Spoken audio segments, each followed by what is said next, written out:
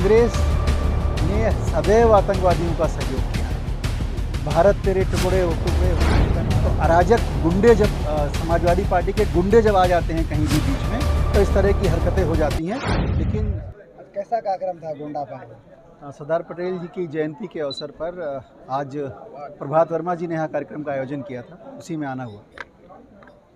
जिस तरीके से खड़गे ने सीएम योगी आदित्यनाथ की तुलना आतंकवाद से की है, कहा है आतंकवादी जैसा कपड़ा पहनते हैं आतंकवादी, किस तरह के देख रहे हैं उनकी तुलना को?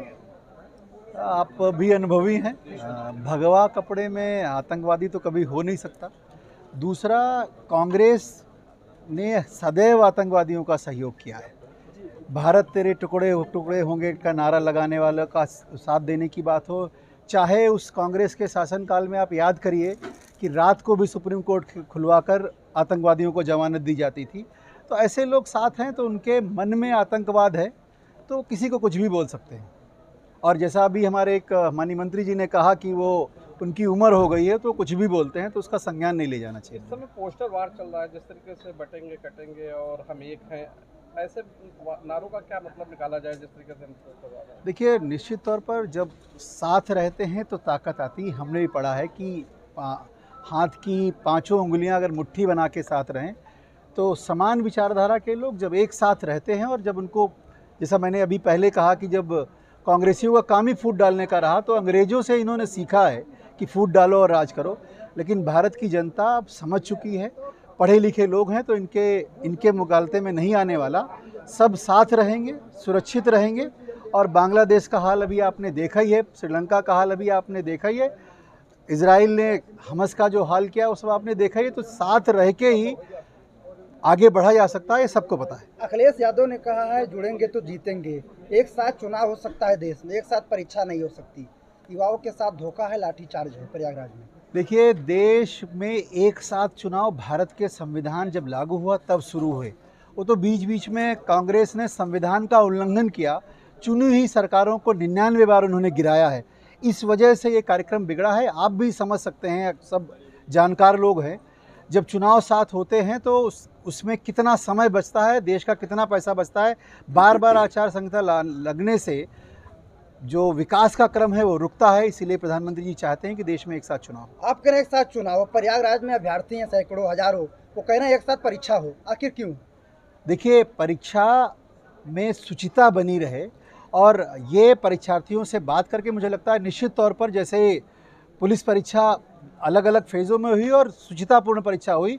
योगी सरकार ने 7 लाख नौकरियां दी है। आप भी अपने आसपास देखिए, जो नौकरियां जिनको मिली होगी वो निश्चित तौर पर योग्य अभ्यर्थी रहा होगा, उसी को नौकरियां मिली होगी। तो विद्यार्थियों से वार्ता करके कोई ना कोई रास्ता निकलेगा। सुप्रीम कोर्ट के आदेश का उल्लंघन किया जा रहा है, अभ्यर्थी कह रहे हैं प्रयागराज में। बिल्कुल ऐसा नहीं हो रहा। सरकार संविधान से चलती है, और योगी जी बिल्कुल निष्पक्ष रूप से अभ्यर्थियों को कोई ना कोई भड़का रहा होगा, क्योंकि जब चुनाव जीवी लोग आते हैं, जब चुनाव होता है तो इस तरह के लोग भड़काने चले आते हैं, तो कुछ ना कुछ भड़का रहे होंगे। निश्चित तौर पर कोई रास्ता निकलेगा। आप करें संविधान बचाने, संविधान ने अधिकार दिया है सबको अपने उठाने के, फिर क्या वजह है कि लाठी चार्ज किया जा रहा है वहाँ पर? देखिए, अराजकता जब फैलती है तो लोग उसको रोकते हैं। तो अराजक गुंडे जब समाजवादी पार्टी के गुंडे जब आ जाते हैं कहीं भी बीच में, तो इस तरह की हरकतें हो जाती हैं। लेकिन सरकार पूरी तरह से संवैधानिक आधार पर ही चलती है। और छात्रों के बीच में गुंडे हैं? छात्रों के बीच में गुंडे घुस गए होंगे तभी ऐसा होगा ना। छात्र सामान्य रूप से अपनी बात कह रहे थे और लोग उनकी बात सुनने को तैयार है। आपने कहा कि कांग्रेस हमेशा आतंकियों का सपोर्ट, जम्मू कश्मीर में गठबंधन की सरकार है, क्या वजह मानते हैं कि उनके सहयोग से वहाँ आतंकी हमले हो रहे हैं लगातार? देखिए, मनोबल बढ़ाना एक बात होती है। जब लोगों का मनोबल बढ़ जाता है कि ऐसे लोग सत्ता में पहुंच गए जो हमारा समर्थन करेंगे, तो ये लोग मनोबल बढ़ा देते हैं आतंकियों का, इसलिए ऐसी घटनाएं होती हैं। जिस तरीके से जम्मू में 370 हटाने की कोशिश की गई, विधानसभा में कोशिश नहीं की, हटा दी गई। हाँ, तो कैसे 370 हटा दी गई, हट गई। अब वो पुरानी बात हो गई है, 370 नहीं रह गई।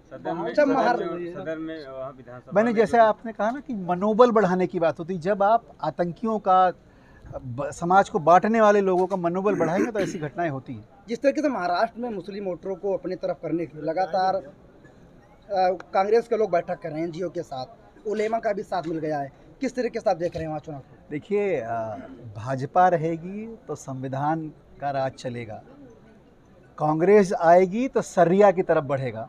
तो इसलिए सरिया की तरफ देश को मत बढ़ने दीजिए, भाजपा का शासन लाइए। चलिए, थैंक यू।